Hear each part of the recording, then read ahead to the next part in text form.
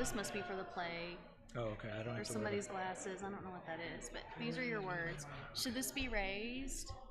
I think it's fine. Yeah, you can just maybe like put it there. Okay. Okay. Okay. Time to get worship. I can read this without.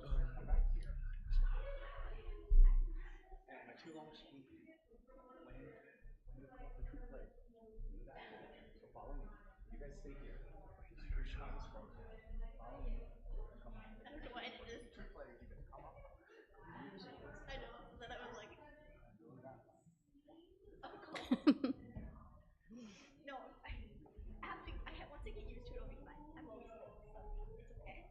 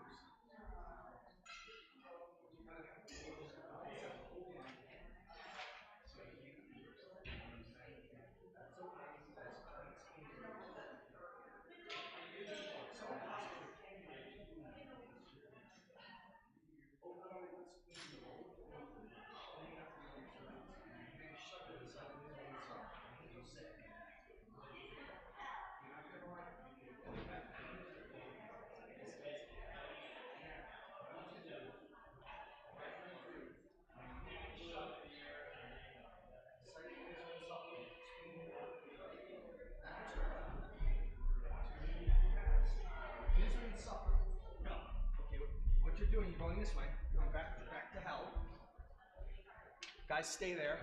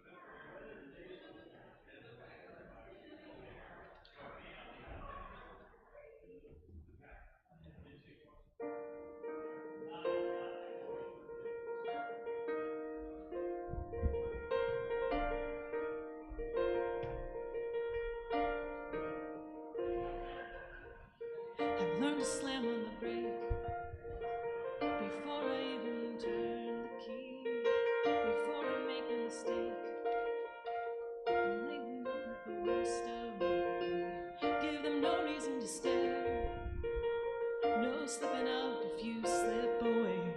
So I've got nothing to share. You know I've got nothing to say. Step out of the sun if you keep getting burned. Step out of the sun because you've learned.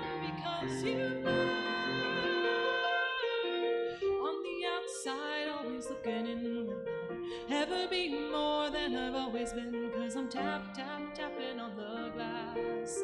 I'm waving through a window. I try to speak, but nobody can hear. So I wait around for an answer to appear while I'm watching people pass. I'm waving through a window.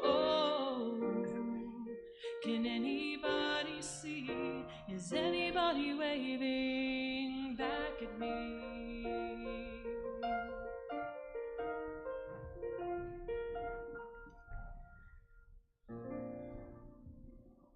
Come into our house of hope and love, of peace and justice, of wholeness and healing. Come in where we welcome the certain and the seeking, the long-timers and the newcomers, the beloved and the brokenhearted. All of you can find a home here at Throop, where we go love the world from the heart of Pasadena and from the heart of our homes. Good morning and welcome to our friends joining us on live stream today. I wish you all a happy Lunar New Year, a happy Super Bowl Sunday, and yes, happy Valentine's Day. Will you be mine? I love you. Today in worship, we are delving into times when love is tough and how that impacts us as people and how we are called to be in the world. If you are new to Throop, we would love to stay in touch with you. You can fill out an info card that's in the pew back in front of you, and you can turn it in to an usher a little bit later in today's worship service. We are so glad you're with us today. And each one of us is a light in the world, and the flame from our chalice symbolizes and reflects that light. Our time together in worship is intimately connected with our daily lives. As a symbol of that connection, we light our chalice with a flame from our candles of hope and witness.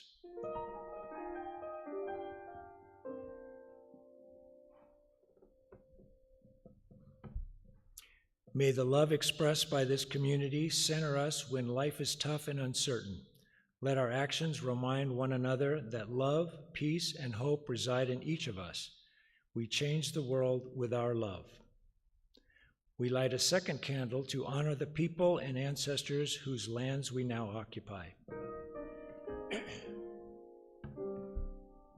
The land under and around Throop is the unceded land of the Gabrielano Tonga Band of Mission Indian people. May this knowledge and awareness lead us into dismantling systems of supremacies and oppressions. We light a third candle symbolizing our watershed, the Arroyo Seco. May their waters continue to nourish life in our communities. We take a moment of silence, holding all of these in our hearts. And into the morning, we sing Love Will Guide Us. It's number 131 in the gray hymnal. And please rise and sing out as body and spirit allow. Number 131.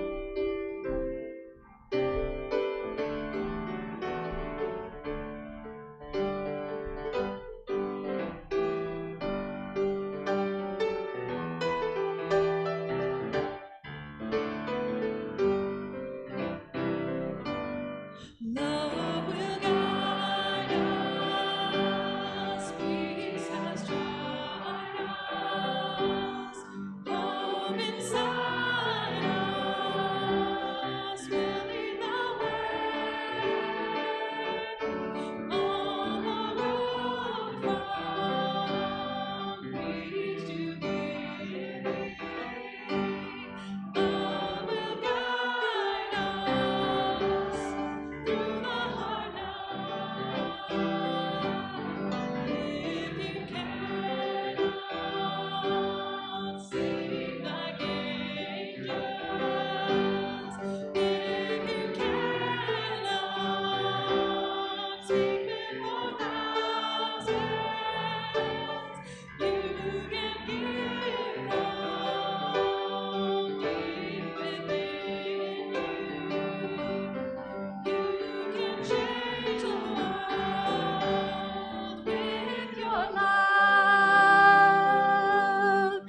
take a moment, turn to your neighbor, and welcome them into worship.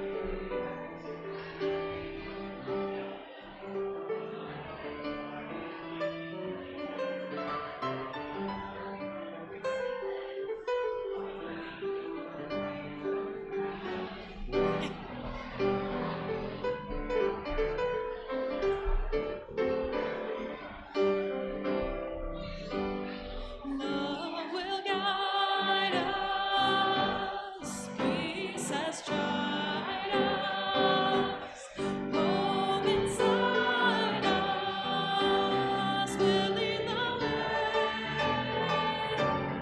All the world from each to giving, love will guide us through the hard night. Love will guide us through the hard night.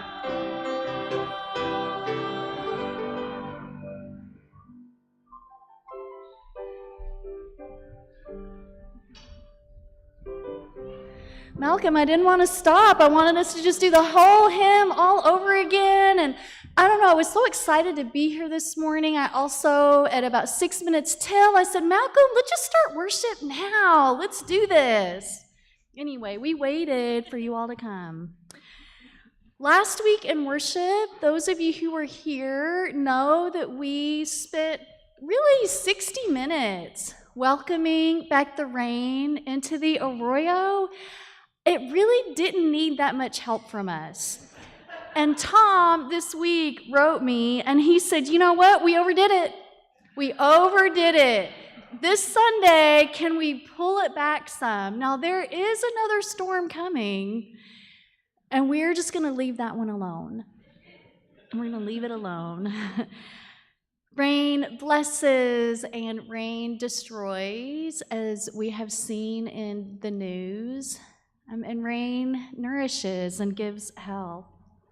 Today, as we share the words to our promise to our planet, just invite you to think of some part of our earth that is in need of even more rain. It's hard to believe so soon after the storm, but to hold in your heart and mind some part of our beloved earth that is just anxious and ready and willing to accept the rain that's coming. And so let's say together our promise to our planet. Those words are in the order of worship. As members of the family of living beings on earth, we are guided by the Unitarian Universalist principle of respect for the interdependent web of all existence, of which we are a part, with hearts filled with love for it, eyes nurtured by its beauty, and minds ruminating on ways to protect its sacred and scarce resources. We promise to nurture the well-being of all life and of the planet itself. And our responsive reading this morning comes from Corinthians, and the congregation's response is, "May we be drawn into love, compassion, and justice." Let's say that together. May we be drawn into love, compassion, and justice. Love is patient. Love is kind. It does not envy. It does not boast. It is not proud.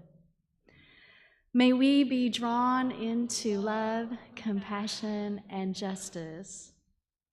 It does not dishonor others. It's not self-seeking. It isn't easily angered. It keeps no record of wrongs. Love does not delight in evil, but it rejoices with the truth. May we be drawn into love, compassion, and justice. It always protects, always trusts, always hopes, always perseveres. Love never fails. May we be drawn into love, compassion, and justice. But where there are prophecies, they will cease. Where there are tongues, they will be stilled. Where there is knowledge, it will pass away.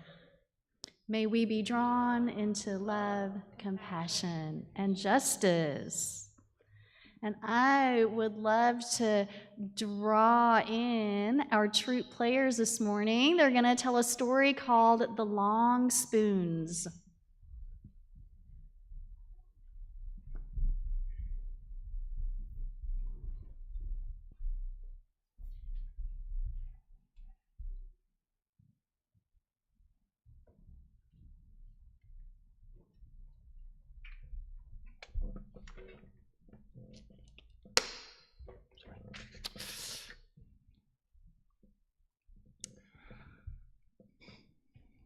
Once upon a time, there lived a man who was curious about heaven and hell. He wondered about it, prayed about it, researched it. He was a Unitarian Universalist, so he had big piles of books lying all around him.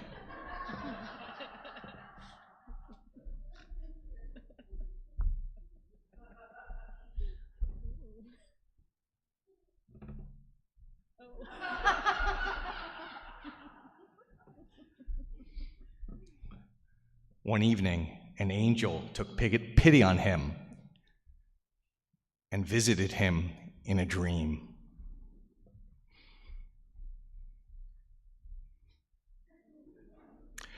The angel led the man to two doors. He opened one of the doors, and the man looked in. It was the most beautiful room he had ever seen. There were flowers everywhere, sparkling lights, and in the middle of the room was a large, rectangular table. The table was piled high with food. It smelled so tasty and made the man's mouth water. Soon he noticed something that made him sad. The people standing around the table were thin and sickly. They appeared to be famished, sick, in pain and anguish. They were holding spoons with very, very long handles. So long that it was impossible to get any food into their mouths. Over and over, they put their spoons into the bowls of food, only to not be able to reach their mouths. The man shuddered at the sight of their misery and suffering.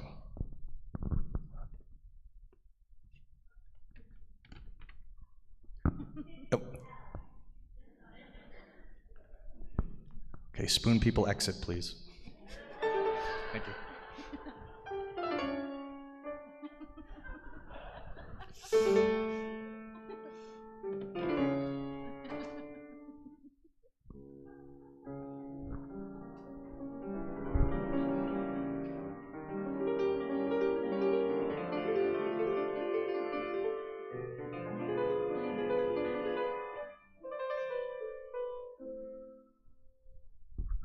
They went to the next room and opened the doors.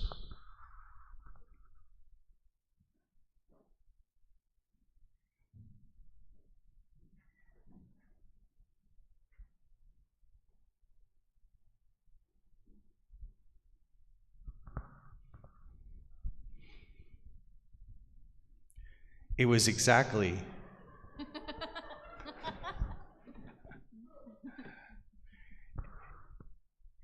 exactly the same as the first one. Flowers and sparkling lights. And a large rectangular table.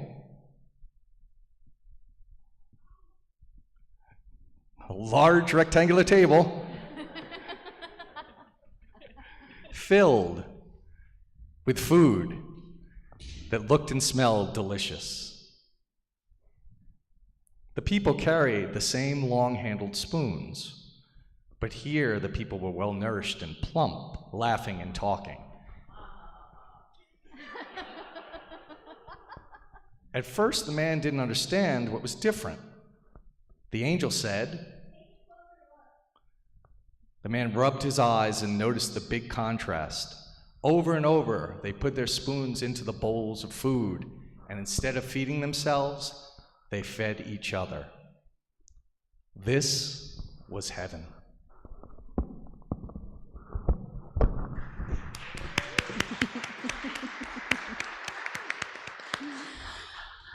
Thank you, Dave and Dre, Matthew, Ripley, and Clara. Well, every Sunday, our children among us get a little taste of heaven in their very own Kids Dig In program.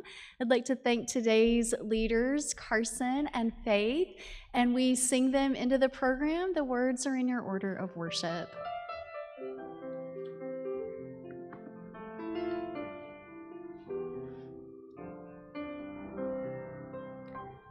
For you shall go out in joy, for you shall go out in joy, And come back in peace, and come back in peace. for you shall go out in joy, for you shall go out in joy, And come back in peace, and come back in peace. Blessed be. Our pondering is love and justice. It's based on 1 Corinthians and written by Tess Baumberger. Love is kind with people, but impatient with injustice. Love is assertive and respectful. Love listens to the anger of those who experience oppression without responding, without defending, without interrupting, without explaining. It listens with compassion, always seeking to understand. Love is slow to anger, especially at the start or end of life, and with anyone who the world discounts. Yet anger can be part of love. Consider the force with which parents defend their young. Love fears for those it loves, for what it loves, when who or what it loves cannot defend itself. Love rises to defend. When those it loves have the power of defense, it takes their lead with humility and courage. Love assists, empowers, and frees. Love's anger rises to meet injustice in considered ways that help correct it. Love is willing to examine itself, its thoughts, actions, unmediated bias. It recognizes one's power to harm or to be part of systems that harm, with or without awareness. But once aware, it can only intend to make amends, to right the wrongs, to change the systems that legislate hatred. Love is willing, always, to change. Always to learn, always to heal. Love rejoices in truth and in equity.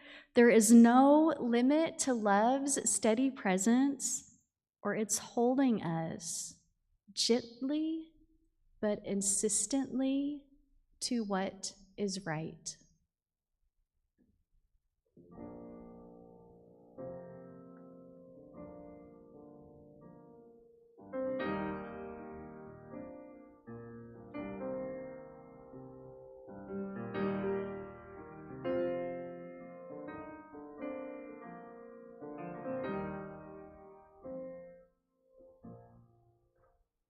When holding your breath is safer than breathing, when letting go is braver than keeping, when innocent words turn to lies, and you can't hide by closing your eyes, when pain is all that they offer, like a kiss from the lips of a monster.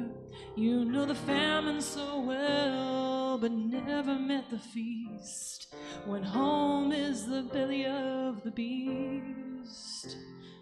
The ocean is wild and over your head, and the boat beneath you is sinking. Don't need room for your bags, hope is all that you have. So say the Lord's Prayer twice, hold your babies tight. Surely someone will reach out their hand and show you a safe place to land. Oh, imagine yourself in a building, up in flames, being told to stand still. The window's wide open, this is a leap of faith. You don't know who will catch you, but maybe somebody will. The ocean is wild and over your head, and the boat beneath you is sinking. Don't need room for your bags, hope is all that you have. So say the Lord's Prayer twice, hold your babies tight. Maybe someone will reach out a hand and show you a safe place to land. Be the hand of a hopeful stranger, a little scared but you're strong enough. Be the light in the dark of this danger till the sun comes up. Be the hand of a hopeful stranger, a little scared but you're strong enough. Be the light in the dark of this danger till the sun comes comes up. The ocean is wild and over your head, and the boat beneath you is sinking. Don't need room for your bags, hope is all that you have. So say the Lord's Prayer twice, hold your babies tight. Surely someone will reach out a hand and show you a safe place to land.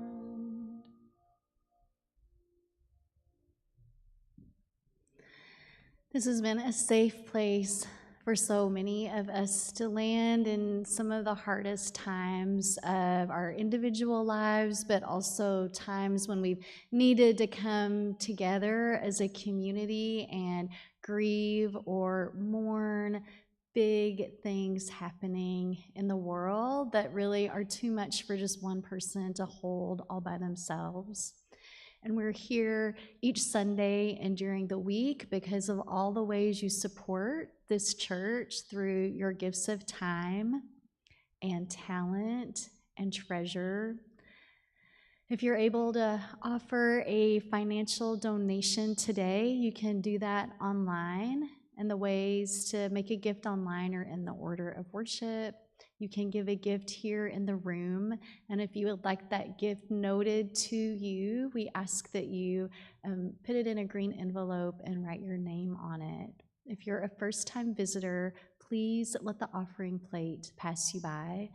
The offering will now be gratefully received.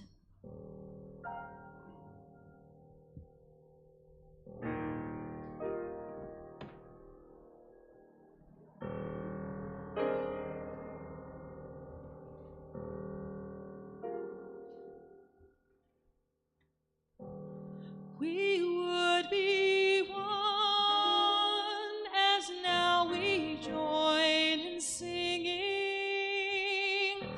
our hymn of love to pledge ourselves anew to that high cause of greater understanding of who we are and what in us is true. We would be one in living for each other to show to all a new community.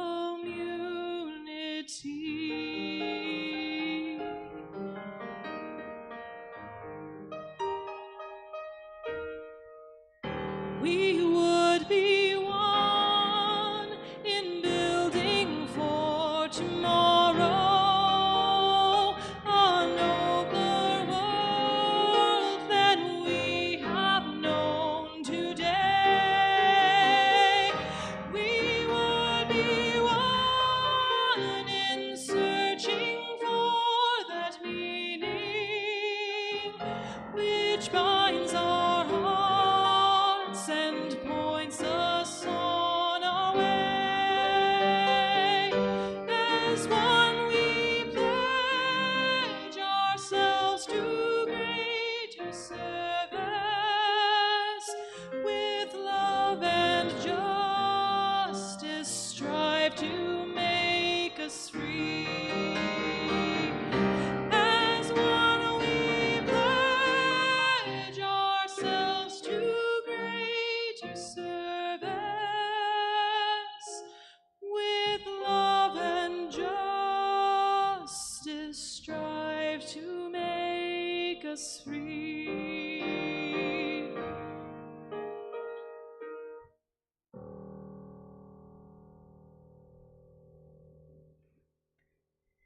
In a spirit of gratitude, we lift up all of those that are actively supporting today's worship service. I'd like to thank Taryn for running the live stream, Cynthia for being our greeter and usher, Winnie and Tom for offering the chalice lighting words this morning, Dave and Dre and Matthew, Clara and Ripley for bringing the long spoon story to life today for all of us. Tom for ensuring we have warm coffee to drink. I hope it's really hot today after the worship service. Come on, we're counting on you.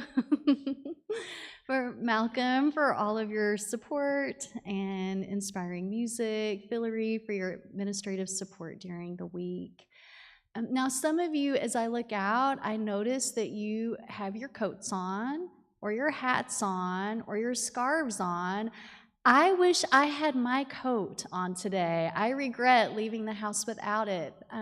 But I just want to lift up, yes, the heat is actually not working. We're not doing this as an experiment or to be extra eco-friendly today. Those rains that we called in, they breached the exterior walls of the church and went into the basement. And so our big antique heater, it just was too much for it and it wouldn't come on. But Michael, thank you, has been connecting with the heating company. They're going to come tomorrow. I think you're going to be really warm next Sunday. But I also want to lift up a special thank you. And unfortunately, this person I don't see in the room today. I hope that he didn't get carried away by all the flood waters. Hans Rosenberger, who is the chair of our campus caretaking committee, was like round the clock here on campus during all of the rainstorms. And I just want all of us to lift up our appreciation for Hans. It's things like that that people do at Throop that sometimes are invisible, but are really invaluable. And then I also want to thank Joy, Hans's partner, because if Hans was here, it meant Joy was at home doing all the home stuff and kids stuff by herself. So we thank your whole family, Joy, for all the time that Hans spent here this week. So let him know that we're giving him a big Throop embrace here from the sanctuary. And you too, thank you. And so we say our response each week for the gifts of our offering, and those words are in the order of worship. For the ministries of the church and our community, we bless our offering with love and hope. And as we move into our centering hymn, it's number 18, What Wondrous Love. And as Malcolm's giving us some notes, and as you turn to the page, just invite you to take a gentle breath in and exhale, and to hold gratitude for the people in your life that are there to hold you and support you and affirm you when life is hard. And so we sing together number 18. What wondrous love is this, oh my soul, oh my soul. What wondrous love is this, oh my soul. What wondrous love is this that brings my heart such bliss and takes away the pain of my soul, and takes away the pain of my soul. When I was sinking down, sinking down, sinking down, when I was sinking down, sinking down, when I was sinking down beneath my sorrow's ground, friends to be gathered round, oh my soul, friends to be gathered round, oh my soul. To love and to all friends I will sing, to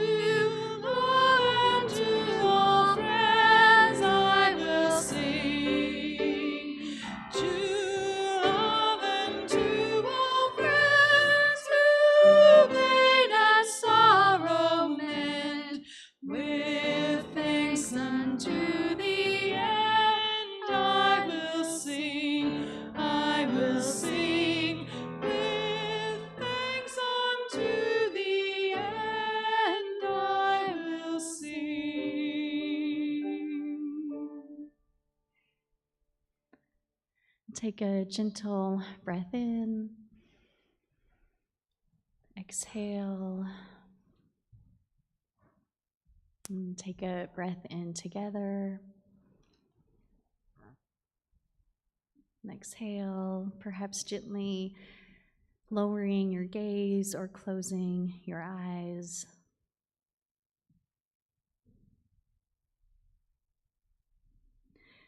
Feeling the energies of the space, the coolness,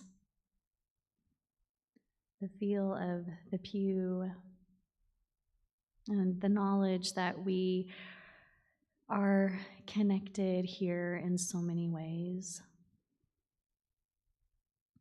Breath of life and breath of love. We give our thanks today for the friendships we find in this sacred space. We have come through storms that did their best to sink us. We've come through sorrows that battered against us like waves, and we held each other through. In times of strife, help us to be kind and patient and understanding of one another. Help us to speak truth in love and to listen attentively and to show up in all the ways we so desperately want to. May we cherish this people and this place. Let us sing in wonder and thanksgiving that we landed here together.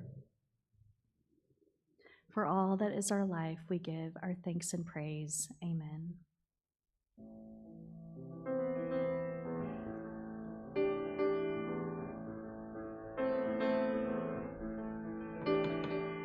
I speak in many tongues to many men, argue with angels and I always win. I don't know the first thing about love.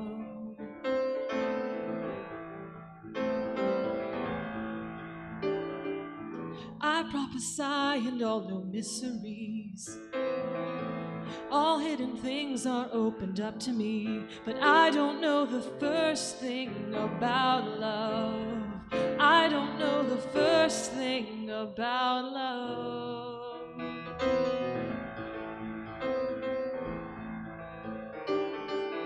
I have the keys to open any door, give all of my possessions to the poor, but I don't know the first thing about love.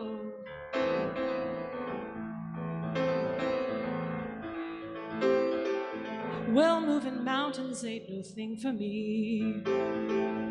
I've faith enough to cast them to the sea, but I don't know the first thing about love. I don't know the first thing about love. All other things shall fade away, while love stands alone and still holds sway. All other things shall fade away into the ground, into the grave.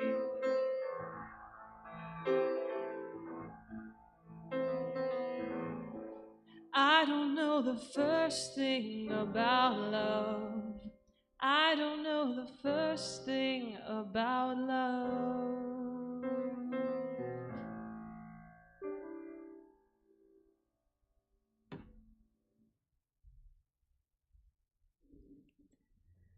What do any of us know about love? How do we show it? In the lesson we heard earlier, the long spoons, those were the longest spoons I've ever seen. Dave, thank you for making that happen. There in that story, we were asked to envision a sumptuous room, a rectangular table that was filled with all sorts of the tastiest, most colorful, abundant collection of food that we had ever encountered. And so if you were going to go all out, if you were going to invite your friends and family over, the ones you loved the most dearly, and if your love language is a love language of feeding people, well, you might have set out the nicest, best meal you possibly could within your budget. You'd want to pull out all your Martha Stewart hosting tricks and tips. You would get the nicest tablecloth out. You might dust off grandma's china. Which cabinet is that in anyway? You might plan dishes that would bring delight and enjoyment. And so imagine that you did all of that, lit the candles, the table was ready, your friends and family arrive. But then instead of seating them around the table, and instead of inviting everyone to take what they wished out of what looks most appealing to them, imagine instead that you as the host decided to serve people food and drink based on their wealth or social standing. The people with the most money and the highest status, well, they get the very finest wine, that one that you really did have to dust the dust off of, right, from the basement, from the cellar, and they would get the most elaborately crafted dishes. And then the folks who were there that didn't have a lot of resources, were kind of just struggling week to week to make ends meet, those guests would get bread and water. Now that sounds outrageous, right? Who is going to host a party and do that? Nobody would. I know none of you would do that. But in the scripture verse we heard earlier, from 1 Corinthians, the verses that remind us that we hear so often that love is patient and kind and protects and trusts. Those verses are cautioning against just that sort of exclusionary behavior. Those verses are part of a longer letter that Paul, who is controversial, who was an early organizer of the Christian church, it's a letter that Paul wrote to the community in Corinth. So many of us know that passage, 1 Corinthians 13, as a popular reading in wedding ceremonies or at funerals. And there's a movie, The Wedding Crashers. Please don't go watch that. And I'm almost sorry I'm even bringing it up in the pulpit. But, you know, the two protagonists in it, they, yes, go to weddings uninvited for free food and free drink and maybe to get a date at the end of the night. But during the ceremonies, they bet on which verse will be shared in the wedding. And one of the ones that they always expect is the 1 Corinthians 13. It's a lovely text, and my grandmother adored it, and it was read at her funeral. And I'm going to share the passage. Imagine, upon hearing it, that this letter is written to you, one of the people that's active in that early Christian community in Corinth. If I speak in the tongues of men or of angels but do not have love, I am only a resounding gong or clanging cymbal. If I have the gift of prophecy and can fathom all mysteries and all knowledge, and if I have a faith that can move mountains but do not have love, I'm nothing. If I give all I possess to the poor and give over my body to hardship that I may boast but do not have love, I gain nothing. Love is patient, love is kind, it does not envy, it does not boast, it is not proud. It doesn't dishonor others, it is not self-seeking, it is not easily angered, it keeps no record of wrongs. Love does not delight in evil, but rejoices with the truth. It always protects, always trusts, always hopes, always perseveres. Love never fails. But where there are prophecies, they will cease. Where there are tongues, they will be stilled. Where there is knowledge, it will pass away. For we know in part, and we prophesy in part. But when completeness comes, what is in part disappears. When I was a child, I talked like a child.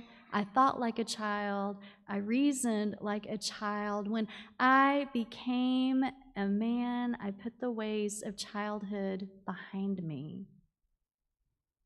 For now we see only a reflection as in a mirror. Then we shall see face to face. Now I know in part, then I shall know fully, even as I am fully known.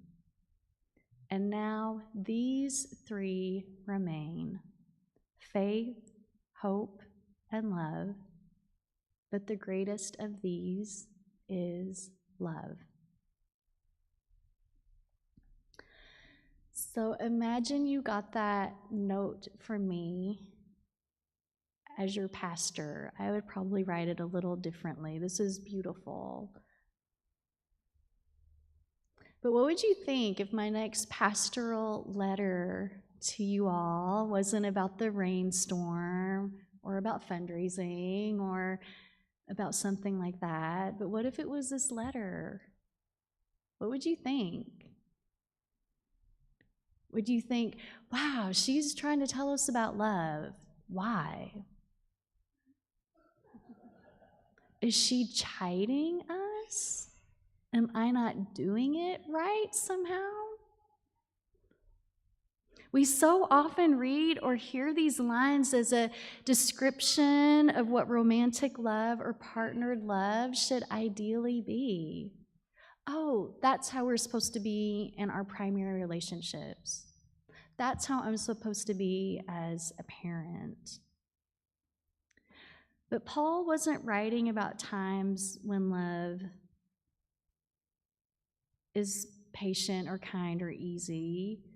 He was admonishing the people in Corinth that they were perpetuating practices that divided their community of believers, that divided that community into sections of the haves and the have-nots. To Paul, the people in Corinth didn't know the first thing about a certain kind of love.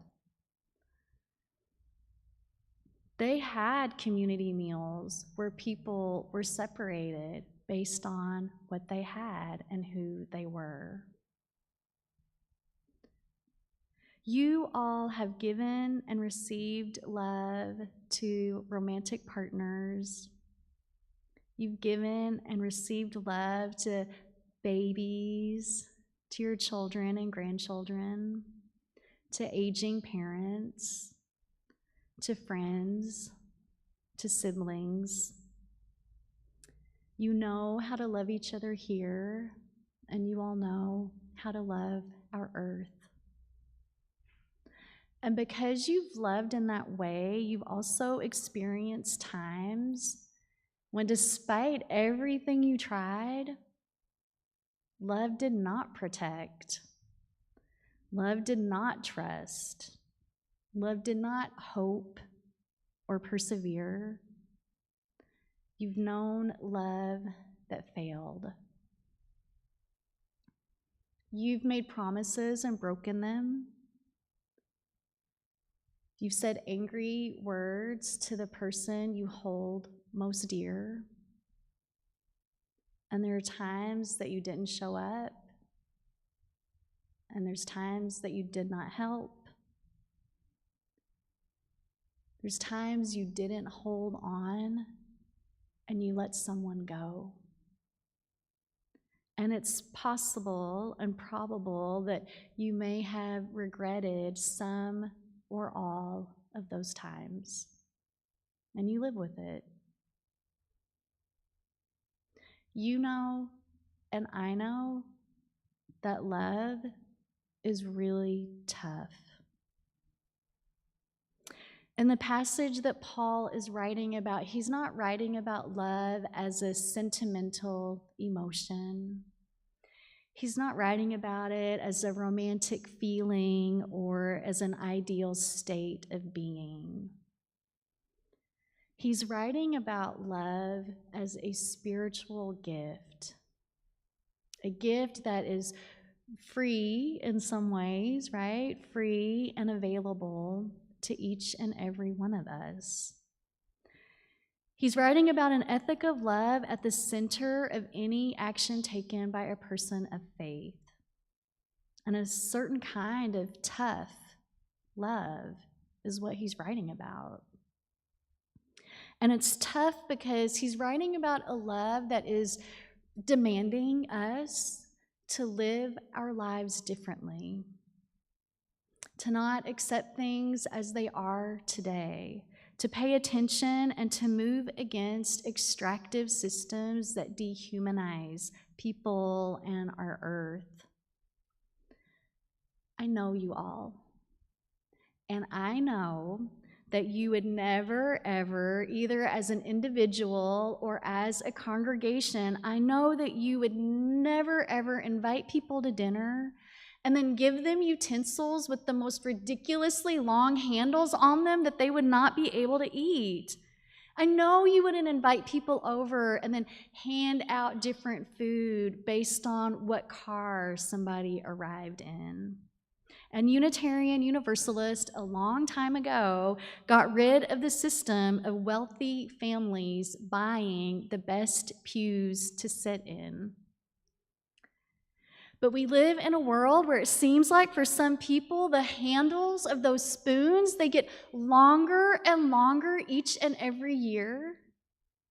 And we live in a world where it seems like that elaborate table, that elaborate feast is set out for fewer and fewer people to partake of it. Our ethic of love calls us into action. It calls us to notice when there's an injustice. We have to see that those spoon handles are becoming ridiculously long. And when we see it, to ask, what can we do to help? Maybe we need to hold the spoon for a little while and let you get some rest. But I think for us, we're good at that. We like to help. We're helping people. But love becomes tough for us when we decide that merely noticing or merely holding the spoon for someone else, when we realize, you know what? That's not enough. We have got to do something more. The tough love comes when we decide, you know what, we're going to completely remake that spoon. We are going to take that ridiculously long handle, and with whatever tools we have available to us, we're going to start whittling it down, making it smaller and smaller and smaller. And an even tougher act of love would come from us if we decided, you know what, we're not even going to just take that spoon and whittle it down. We're going to throw the whole spoon away, and we're going to work on creating a new one. A new spoon, a beautiful spoon that will feed everyone and everything. That is the tough love required of us in 2024. That is required of us when we live in a world where not every person can show up and love and be all of who they are. It is what's required of us in 2024 when our earth is groaning so loud. We literally felt her tears last weekend. This tough love is needed from you and me. Our brave, courageous voices are needed out in the world. We cannot sit by on the sidelines any longer. And we cannot only ask, how can we help? But we have to change and disrupt the systems that create those long spoons in the first place. I love you all. Let's go out and do that. And let's sing our closing hymn. Though I may speak with bravest fire, number 34, and I want you to sing the hymn today like you are going out and throwing away all those spoons that no longer work. Please rise and sing out as body and spirit allow, number 34.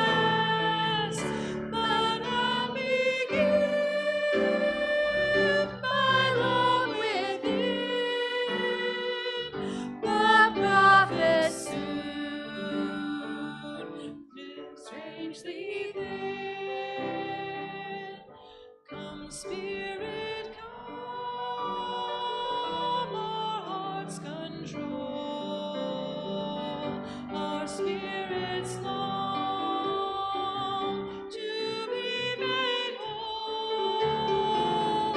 Let inward love guide every need. By this we worship and are free. Place a hand on your heart and reach out a hand to someone in the room or on the live stream. Our chalice is extinguished. We take its fire out into the world with us. May you speak and act with your own bravest fire. I love you all. Go out and love the world. Amen and blessed be.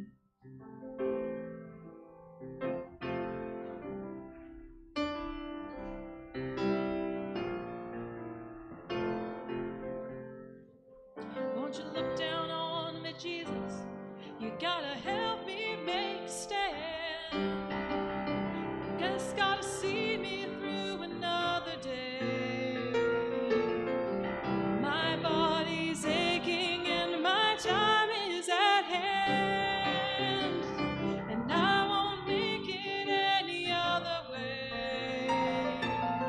Oh, I've seen fire and I've seen rain. I've seen sunny days that I thought would never end. I've seen lonely times when I could not find a friend, but I always thought that I'd see you again.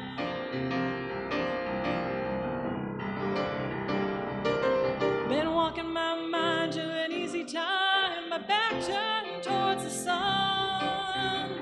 Lord knows when the cold wind blows, it'll turn your head around. Well, there's our time on the telephone line, talking about things to come. Sweet dreams and flying machines in pieces on the ground. Sunny days that I thought would never